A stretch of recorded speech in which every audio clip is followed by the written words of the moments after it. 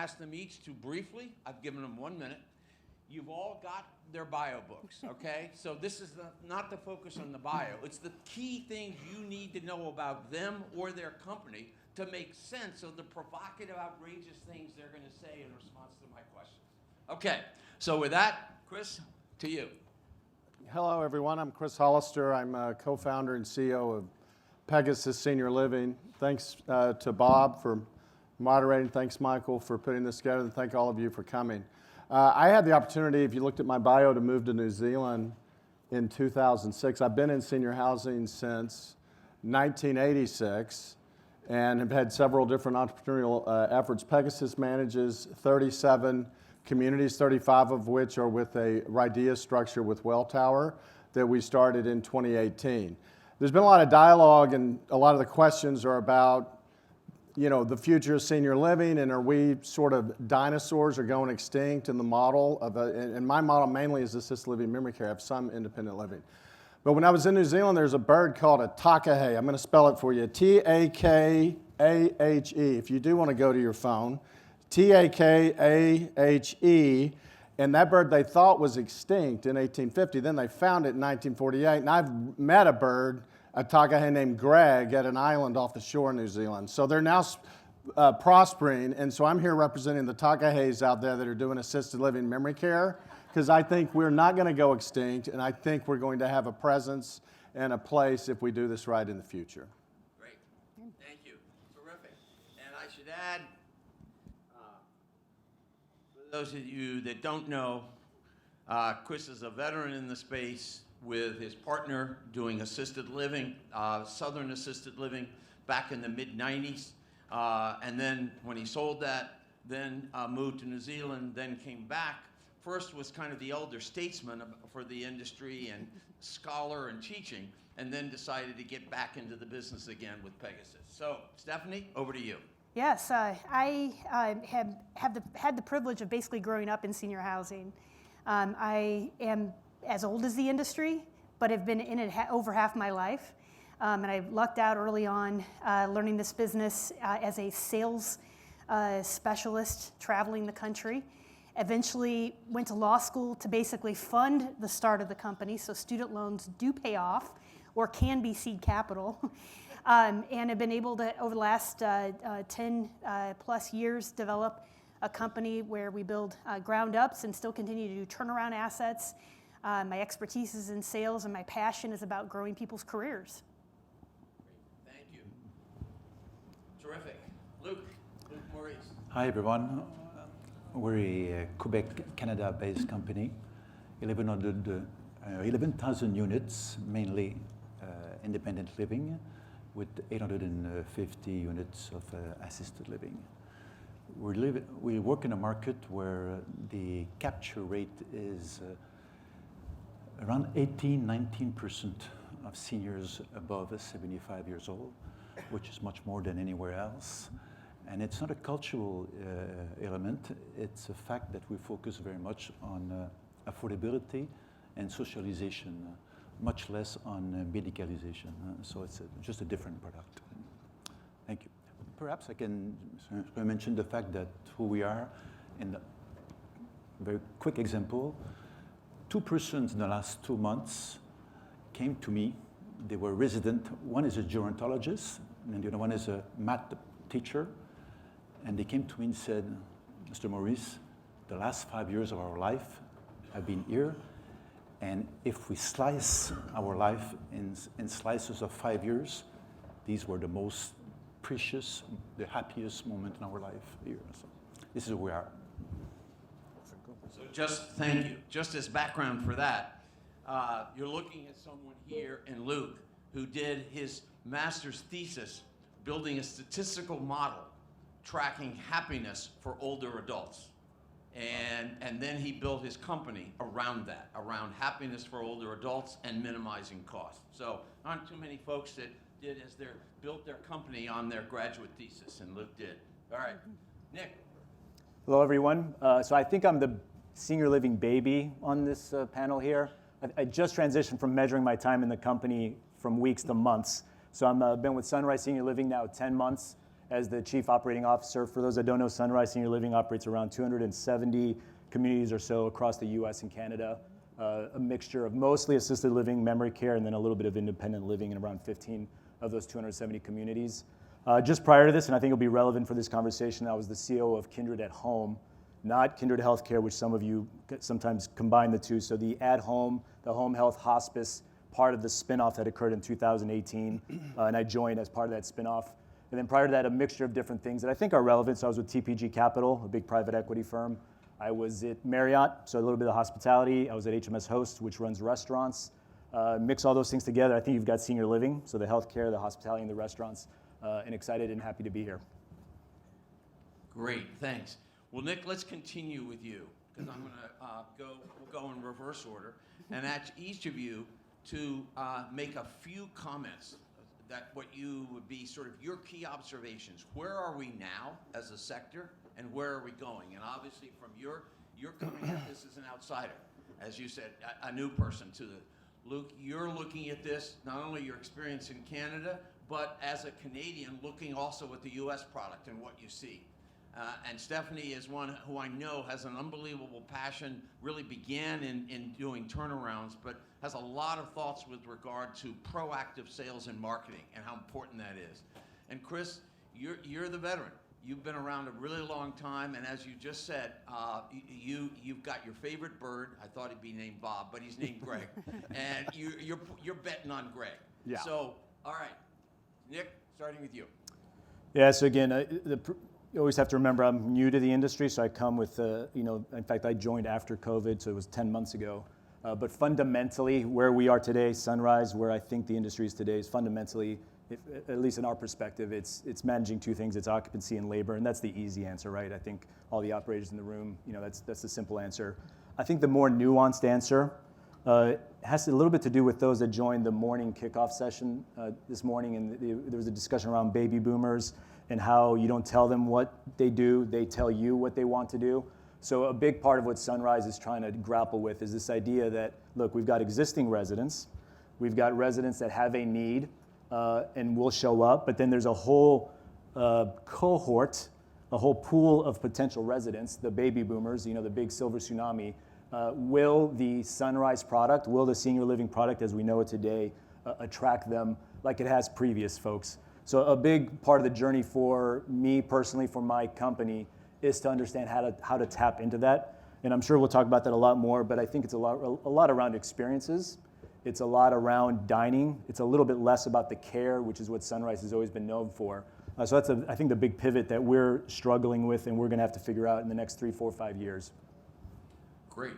All right, thank you. You guys you all are doing great with regard to timing, I just say. So don't violate that. But okay, Luke, to you. Well, as we all know, the industry is relatively needs-driven since the very beginning. I'm worried about the independent living sector in the next little while. As an industry, we became more professional, more rigorous in the last 20 years or so, just like the hotel business. But we're still facing some major challenges. The pandemic was one, key one. The HR issues are one right now, a difficult obstacle. And later, even worse, will be the perception or the expectations of autonomous seniors vis-a-vis our industry and vis-a-vis their decision that they have to make in life. Now, where we see the future is one has to ask it ourselves, and I'll take the I approach, so that we all are tomorrow's seniors. And would I settle for less if I want to have a bit more security, or a bit, and if I want to live in a comfortable, in a free environment, fun environment? Do I need to settle for less than what I have now? And I'm not sure that the answer is the right one. And the key, and one key objection here is that seniors as a whole are not all the same. We're not homogeneous. the notion of life, of lifestyle at 80 years old. There's just as many profiles at 80 years old than there are at 40 years old. So we need to be very careful to generalizing in terms of future for seniors. Wonderful. Thank you. Stephanie. Well, I think we're in a period of awakening in this disruption cycle. I think we're just recognizing there's not only the changing consumer we were all aware of, but we're gonna have to figure out how to do things a whole lot better, both in terms of how, from an affordability perspective, and to an outcomes perspective. And I think that I'm hopeful we can become more transparent. And I think the more transparent we become with consumers, they're gonna be more likely to engage in the services we offer. If you look what home care has done, they're not cagey and they don't hide, no secret sauce. There's transparency. I mean, practically there are cameras put in our prospective residents' homes every single day. And I think we hide too much of what we do and not enough of touting the positives, but it also we're so afraid of what risk comes with transparency. But I think that's where we're gonna get out of the stage of awakening, stuck in neutral to be able to be on a much faster lane and likely see some of the growth that you're seeing in Quebec. We can see that from a better outcome. I'm hopeful. Transparency and transparency, therefore, into sharing outcomes, but also sharing up front what people are getting into, pricing, so on and so forth. Correct. Great. All right, Chris. Thank you. Well, first I'd point out how great I timed it getting back as an operator right before the worst pandemic in 100 years. But I have to take notes, Bob, because I'm old. So I think when we say senior living, we have to say two things. One, it's active adult and all the way to independent living. And then there's the care side, which is assisted living, memory care, at-home care, whatever it is, but you're touching someone. And that's case management. And it is a lot harder to build a brand that means something with case management type businesses. And my time in New Zealand, I got involved in the pizza business. I was the #1 consumer anyway, so I bagged these guys that had brought New York style pizza to New Zealand. They had one location. We have 50 now. We're rolling out in Australia. We're going to go to Asia. And the standard deviation of the worst pizza shop and the best one is about like that. And whereas in my assisted living, if we're honest, and this is about the truth, my worst buildings are difficult and they're struggling. My best ones are as good as anyone's in the room. And I would say the same thing about Sunrise and Atria and Brookdale and everyone else. So what does brand mean? Your local team is going to trump your brand. If this was brandable, it would be franchisable. It's not franchisable. Why is it not franchisable? Because I cannot write a manual and then go easily figure out if someone is doing that manual. I can do that with pizza. I can do mystery shopping. I can see how they're pricing it. It's actually gotten easier because there's no cash anymore where you're getting ripped off and you don't know it.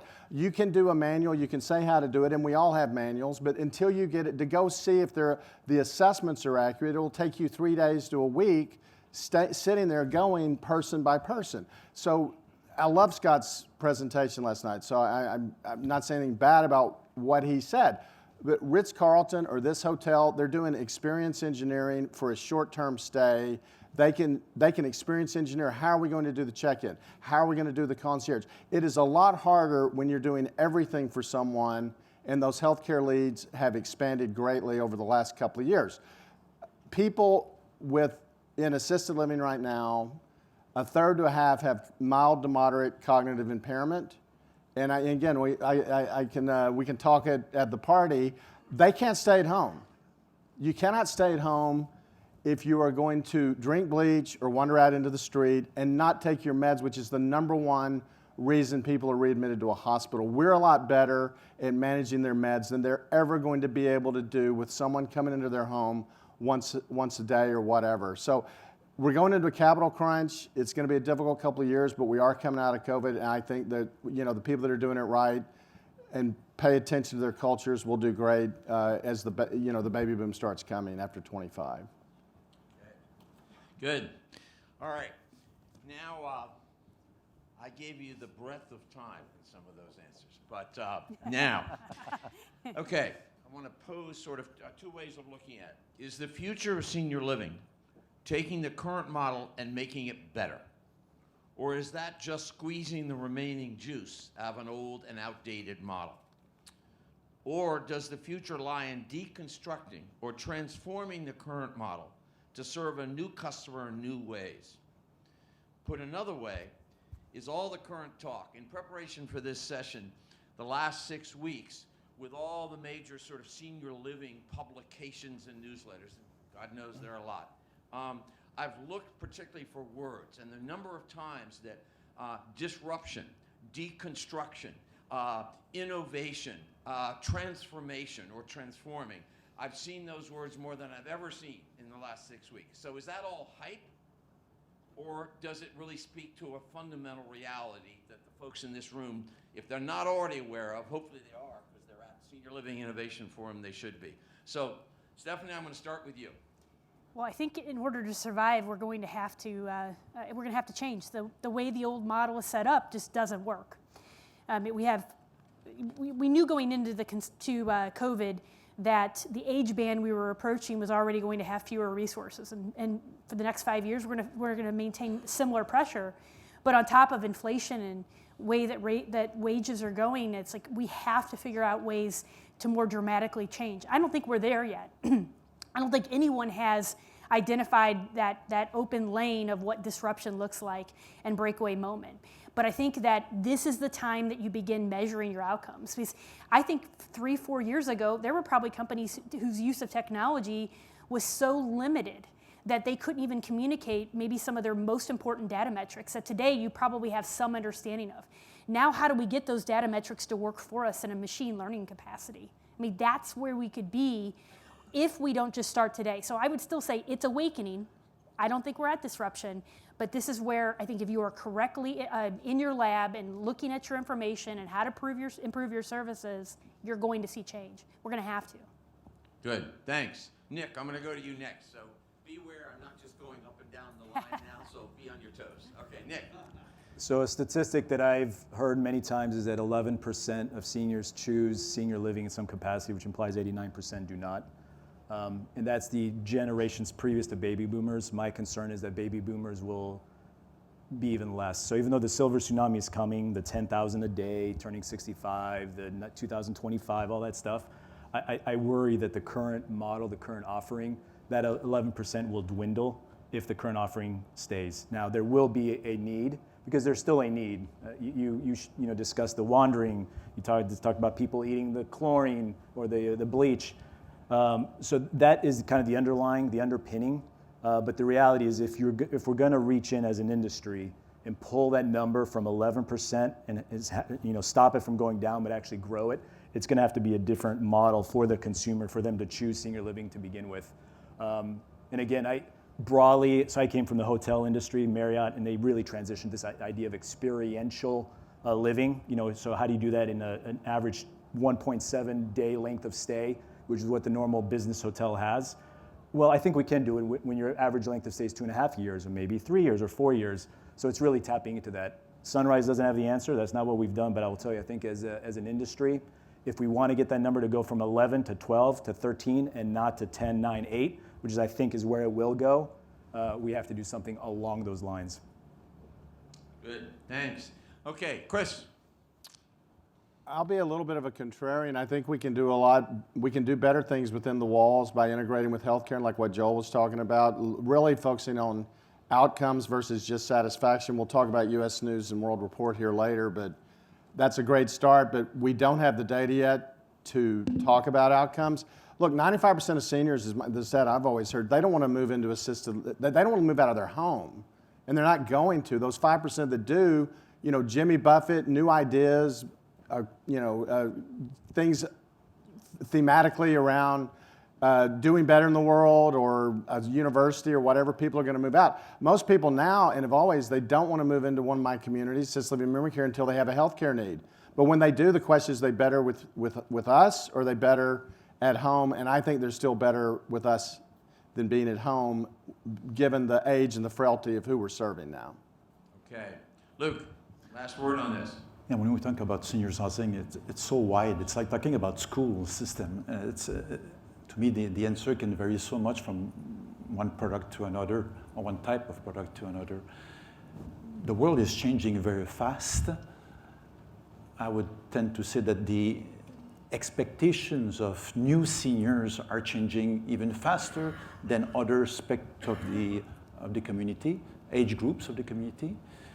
And how will we be able to meet these expectations is another, and one portion of the answer is to see the seniors differently than what we see it today. And by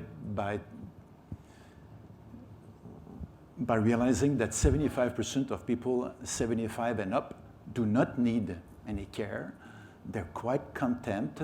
They'll end up dying from a heart attack suddenly, or a cancer crisis the last 3 weeks at the hospital, or a fall, or pneumonia.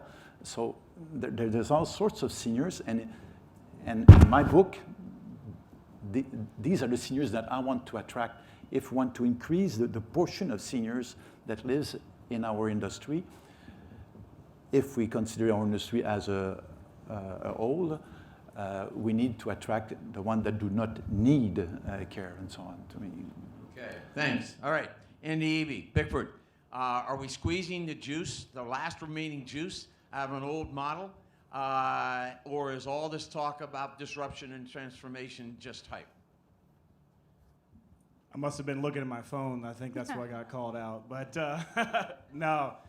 When I think about that question, Bob, I think of an old saying of preserving the core and yet at the same time stimulating progress. I think a lot of the life of leadership is learning how to live in the tension of what these two polarities seem. So I think one thing at our organization is we're really trying to understand the core of who we are and keep innovating, getting better at that, because there is an element of that that's going to stay and be true. At the same time, we have to be willing to disrupt and transform ourselves. And I think as a leader, during these states of transitions, we don't see fully around the corner. We don't know the full direction. And so we have to find our place in the tension, and I think we have to find a way to be both. Good. Thanks. All right. Next question. What's the one most important step? That's one, so you're not allowed three. The number is one. Operators can take to address the workforce challenge. All right. Nick, we'll start with you. I think it's flexibility. I mean, obviously wages. So you said not to say two, but you have to meet the staff where they are. Sunrise historically had a very rigid scheduling approach. 7 a.m. to 1 p.m. There were clear shifts, and if you can show up because you had to drop off your kid at the bus stop and you'd be there 30 minutes later, we wouldn't hire you. Those days are long gone. So it's all about flexibility. It's about meeting folks where they are. If they can give us 10 hours, we'll take those 10 hours gladly. If they can give us 80 hours, which many of them do, we'll gladly take that as well and pay the overtime and the shift differentials and all those things. So Bob, flexibility. That's my one word. All right, good. Thanks. All right, Luke. One thing. Most of us are very, very good at client experience by measuring it, by using it, and by putting a lot of emphasis towards that. We should put the same emphasis as employee experience with the same measurement, the same focus on that, and that will help to bring everything else. Okay. All right, Chris. Culture, that's the one word. I think what Scott said last night about stop, start, continue, I wrote that down. I thought that was pretty cool, just to try to listen and improve the culture. Because the old, I'm going to be a hard ass and drive just tough and all that, the flexibility thing I think is key. Definitely. Have compassion on our employees by caring more in our sales process about bringing in residents who are even just incrementally more active and stopping the turnover and the heavy, heavy care that we're delivering in our current model. It I think is truly weighing down and creating the staff burnout we're experiencing. Okay. All right, let's get a comment from the audience here. All right, what's one thing Christian Living Communities, Jane, that... Oh, I just wanted to say a follow-up comment. If you bring in people who are higher acuity so that you don't burn out your staff, where do the people go that need us, that need greater care? I agree with what you say, and we have lost people because of burnout, because the lifting has become too much. Yep. But those people need us too, so it's definitely a dilemma. Yeah, from an industry perspective, unfortunately, we have a lot of vacancy today. So I think that there are certainly going to be places, and there are going to be a lot of operators that stay on the game of we're here when you need us. But I think that that's not necessarily the most attractive business model for somebody to work in, where you can have a longer engagement with a resident. Most people choose to work in our industry for that engagement, and where we can magnify and augment that, I think that's the beauty in the model, as well as saves us the cost of turnover. Okay, good. Next question. All right, what one area of technology is most likely to change the experience of senior living for our customers, residents and their families, and our staff?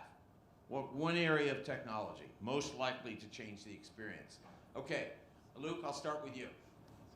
I'd say communication, both ways communication, both ways. And outside and inside communication. It helps the socialization, it validates a lot of things, and also externally. A case in point, our marketing campaigns are totally about ageism, about contribution to the elderly within the greater communities, not about our buildings, our service, and so on. And that's not, and that helps a lot in terms of communicating and bringing the entire movement of seniors part of the bandwagon, part of the organization. Okay. All right. Nick. So there's a statistic, and I'm going to mess this up, so Bob, correct me if I'm wrong, but I think right now it's 7 caregivers for every senior. In the next 20, 30 years, it'll be 3 to 1. It's a stat that Nick, Beth, their economist, often puts out there. So I think the reality is, silver tsunami coming, people with needs will be there. There'll be fewer people available, even beyond the labor crunch we face today, to care for them. So I think there has to be a solution, and it's not, so you said technology, to me it's robotics. It's the physical solution of caregiving beyond the nascent technology that exists today. And I know there's, even in this room, folks that have robots that clean and vacuum, so that's great. Robots that will serve food. Again, those are all little step changes. But I think there's got to be an incremental step change where there are true robotics that supplement caregiving that exists as Sunrise does it. So bathing, ambulating, toileting, all those things. And again, it's a little bit of a pipe dream, but I believe in the next, call it 5 years, and I'm not a technologist or futurist by any means, I do see robot technology being there to supplement the humans that will not be there because they're not there. So that's what I think it is, robotics. Okay, good. Jim over here.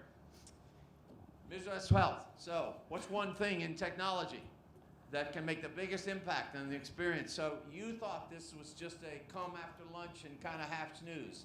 You know, if you're snoozing, you're talking.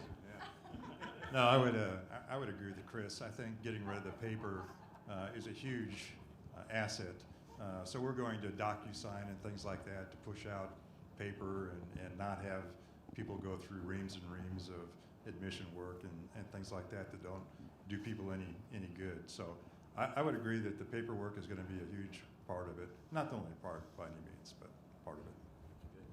Thanks, Jim. Okay, U.S. News and World Report just very recently, in the last couple of weeks, has come out with its first ever ratings of the best in senior living. Will this do anything to improve both the awareness of and the perception of senior living? Yes or no, and why? Chris, I'll start with you. Well, Bob, as you know, I've been friends with Jacqueline Kung for many years, and shout out to the Operator Alliance, number of operators in the room that we sort of banded together to kind of a support group through COVID. And we met with Jacqueline and encouraged her to find some vehicle like this, and she went to U.S. News and World Report. Their presence, I think, is, she told me, 4 or 5 times a place for mom. If you type in right now, go to Google, type in best assisted living in Minneapolis or whatever, U.S. News was on the front page of that first page in 48 hours. I think this has the opportunity to be huge, I think we need, and kudos to Sunrise and Brookdale and the larger providers for banding on this. This has been something I wanted everyone to do since the 90s when I was on the Alpha board before Argenum. It's finally happening. We need to get everybody on board. It's satisfaction now, not outcomes. I think over time we need that. They rate, U.S. News rates hospitals on outcomes. You have a hip replacement, what's the results? We're all about, are you happy, satisfaction. That's a start. Eventually we'll need to be more about outcomes. All right. Stephanie. I'm going to agree a ton with you, Chris, on that point. I think the search engine is relevant. I think the outcomes has to be the change. Part of the issue is we couldn't pull that data together yet because we haven't done that as an industry. So I do think it's a start. I love that it highlights the best. But anything we can do to drive down the cost of lead acquisition, that I think this will. You could already see the engines working before the list even dropped. I watched our communities. U.S. News and World Report directory was already popping up in higher prominence in search. That is going to be powerful, and I hope it is, something, an extra little boost. Okay, Luke. Fantastic. Commenting as a Canadian. As a Canadian, we had such a program 4 years ago in Canada, and it fell apart.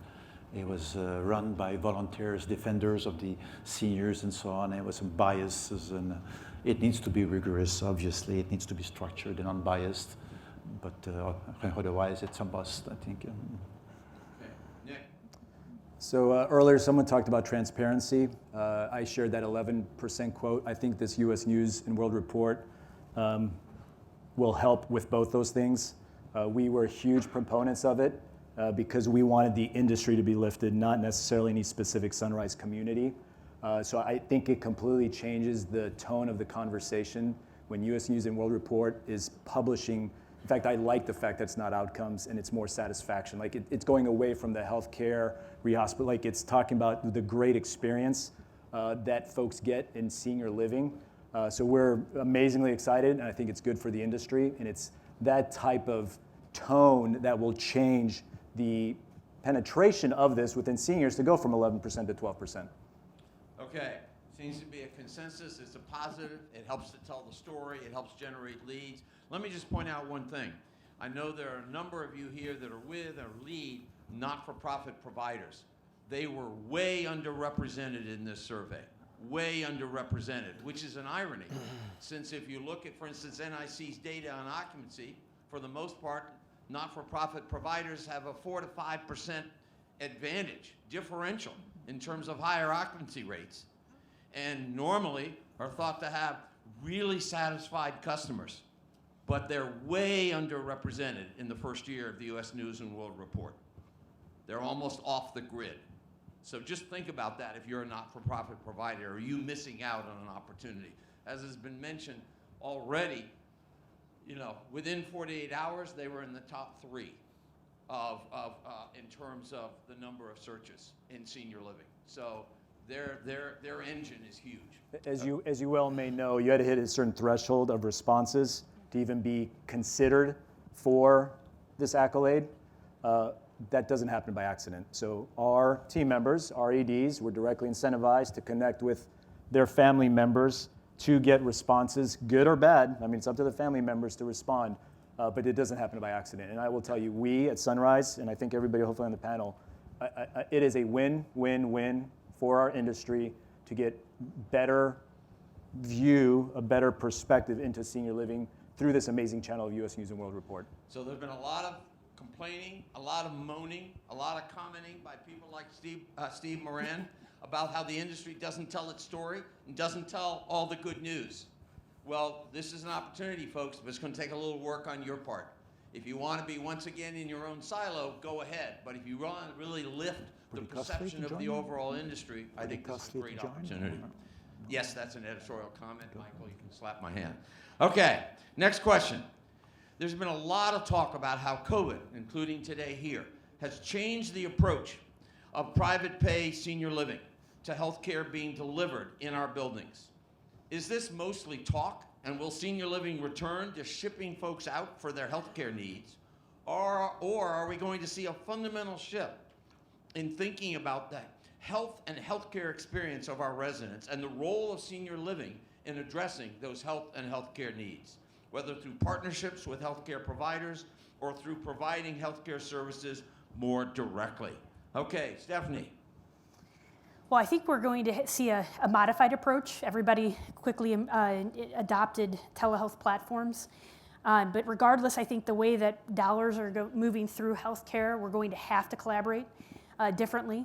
And I think that some other positives that did come from COVID is that there are patient monitoring billing codes, that there's equipment you have in your communities that could be eligible for monitoring by a different partner than maybe that you're using for yourself, that would make it a reimbursement model. And I think that is, it's those solutions that we can look at in creating affordability, but we're gonna have to think about those solutions also to expand the services. If it's in-house, outside, whatever it may be, we have to think beyond just ADL care and medication administration to what happens with the right therapy or partners, to the right lab, to the right nurse practitioner visits. It is making us think much bigger. In and out doesn't matter as much as the collaboration will matter. All right, Luke, you've been very focused on lifestyle, and you've been very focused on happiness.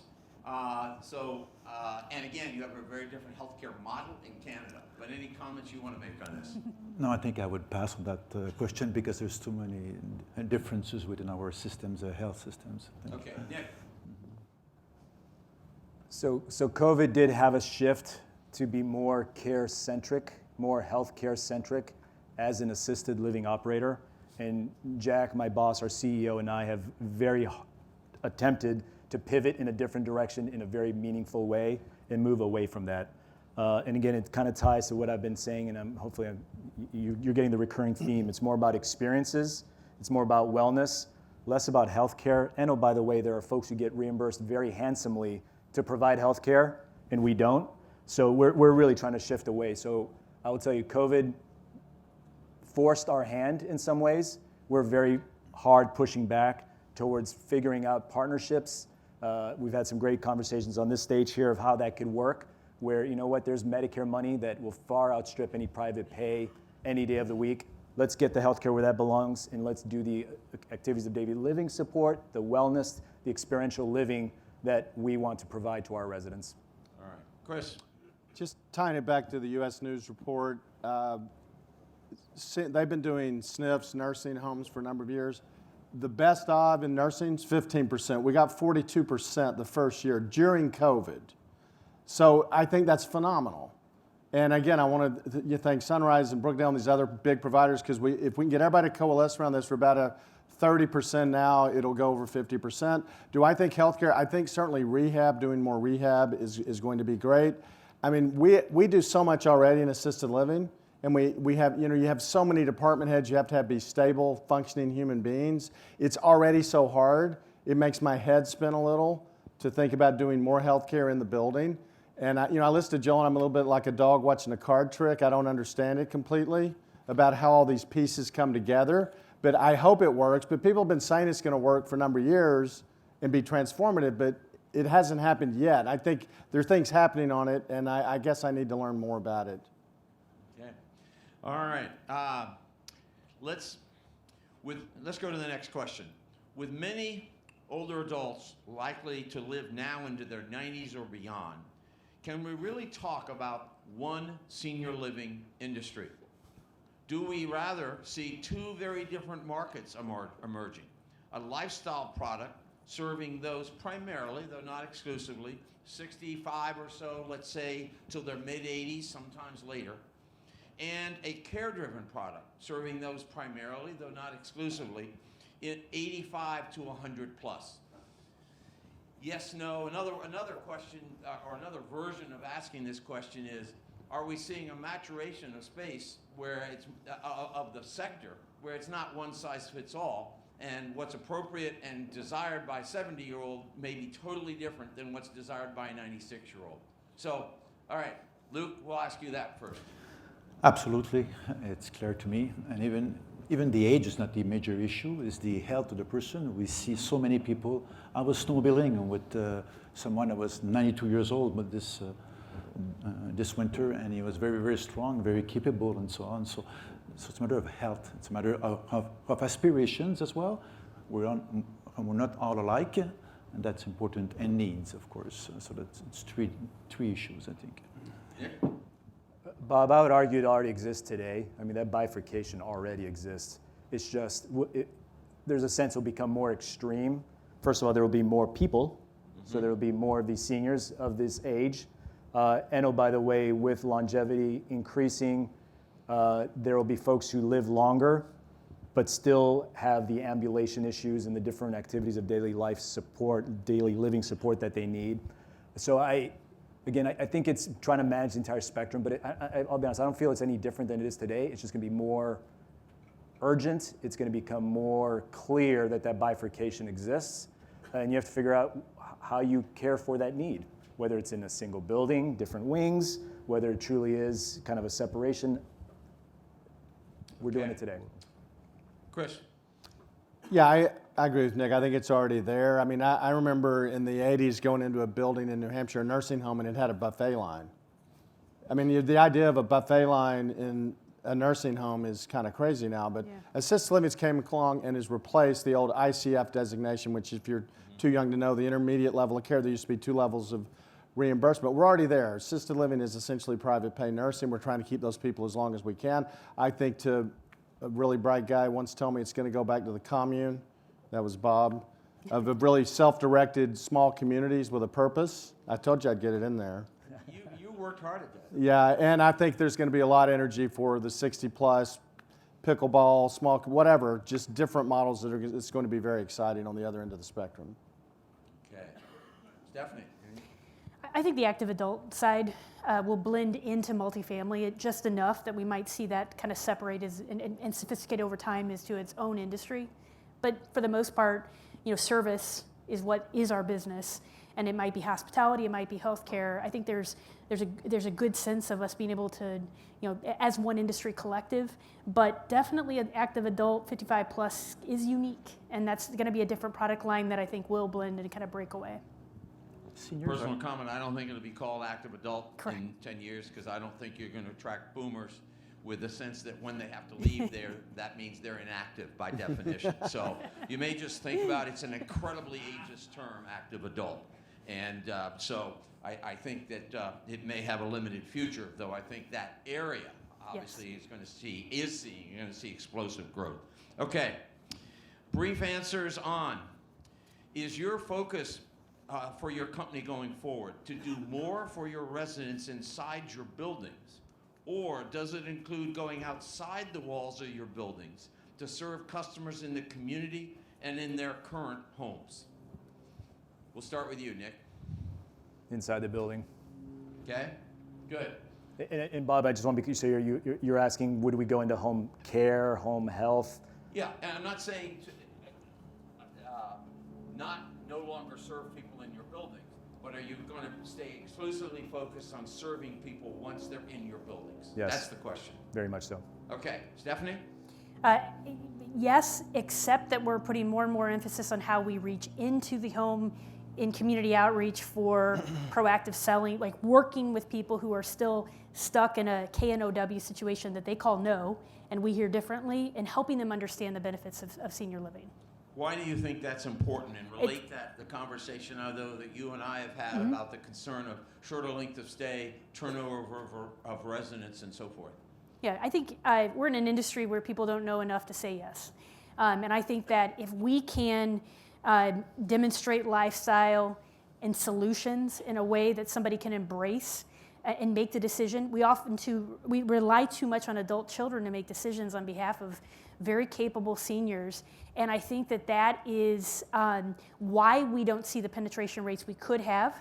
And when I talk about reducing workforce dependency, if we were bringing in people for longer length of stay, we're going to be able to save in so many costs that are going to allow us to be more more forgiving when it comes to rent increases, to the fact that we can also pay higher wages because we're not wasting money on turnover costs.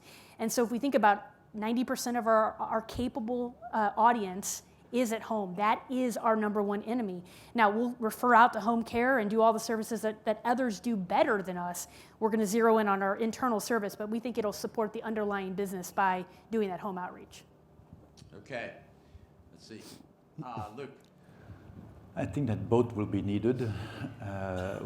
We saw this morning in our presentation, the first presentation, that how the IT the logistics specialists in this world will take over the home care issue, relatively speaking, and they will also assist us in better delivering home care as well. And in both cases, I think the key issue here is choices. Let the client choose whatever he or she wants. Chris? We have no desires to go outside. It's inside, it's wellness, it's therapy, it's massage, it's trying to think of add-ons to the main offering. Okay, good. Thank you. All right. If I were to bet on one innovation to transform senior living, it would be, Stephanie? Changing how we sell. Changing how we sell. Yep. Being Okay. far more patient.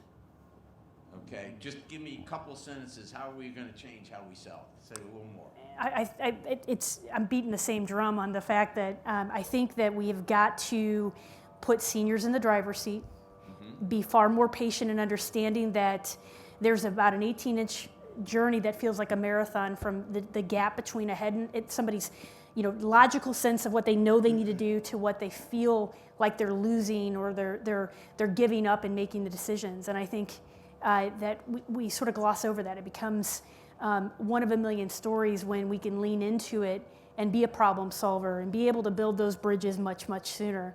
And I think that is where we're going to gain not only market share to the tune of 1 or 2%, but we can see more transformation in us being able to play much harder ball with home care-based solutions. Okay. All right, Chris, if I were to bet on one innovation to transform senior living, it would be? Well, give me one innovation. I'll give you one innovation for the bifurcation because I think the active adult IL, I think Jimmy Buffett is amazing where he's selling out these things in like 48 hours. And I think a lot of things like that on a theme are going to be the strongest thing in that. For us, the Takahazen memory care assisted living, it's what Joel was talking about, of trying to figure out how to get the data, because we are taking care of these people, and they should not go home. If they go to the hospital, they should come to us. Someone ought to pay us to take care of them for 60, 90 days. Not taking your meds is the #1 reason for readmission. But I don't know how to do that. It's like this Grand Canyon. I don't know how to get over that gulf to go there. But when it happens, it's going to be huge. It's going to be powerful. And I'm sure there are a few people in this audience that will take you up on your how in the world do I do it. Yeah. Okay, good. Luke. I would say integrating a lot of other services, both for internal and external persons. In the last 10 products that we've done, we've integrated, for most of them, a full-size supermarket within our buildings. Wow. Along with pharmacies and 2 or 3 restaurants, so that people have choice. They live in a normal environment. They see people from the outside, from the neighborhood. That creates happiness, I think, quite a bit. That's amazing. All right, Nick. So I'm going to double down on the previous response and say robotics. And it's a little more than just tied to my previous response. About 80% of our operating expense is in labor. I imagine it's very similar to folks in this room. So if you can replace some of that labor with a robot, you can now charge a very different rate to that resident. You can have a much broader spectrum of a true middle market product with high activities of daily living requirements, and then a very high luxury, high touch, high labor model product. So I think robotics. Give us 10 years and I think we're there. Okay, Patrick. All right, so if I were to bet on one innovation that will transform the current industry, what would it be?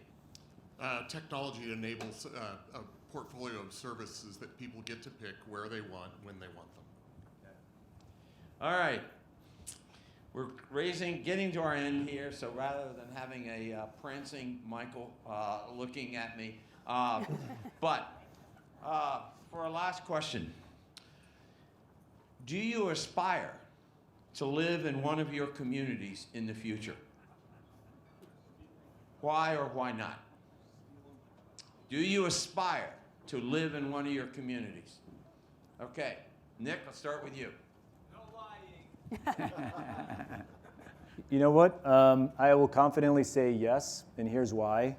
I get the chance to meet many of our residents, and quite often when I ask them about their journey into Sunrise, they will say, I wish I'd known that this existed 5 years before me moving in, and I did not wait until I had to move in. So I hope someday I'll be in a position to gladly go into one of our beautiful communities. or one of your beautiful communities, honestly. Yeah.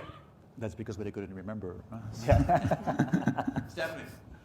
Absolutely, and frankly, I have. Like, I've lived like about 8 years of my life in communities, and enjoyed even the worst communities, turnaround communities. I still had the best experience because everything was taken care of, and I was able to engage differently, living around others. Okay. Luke? Absolutely, but it would be 3 conditions to be able to do that. I would need to feel that this place, this complex, is well integrated within the neighborhood, with my neighborhood, my current neighborhood.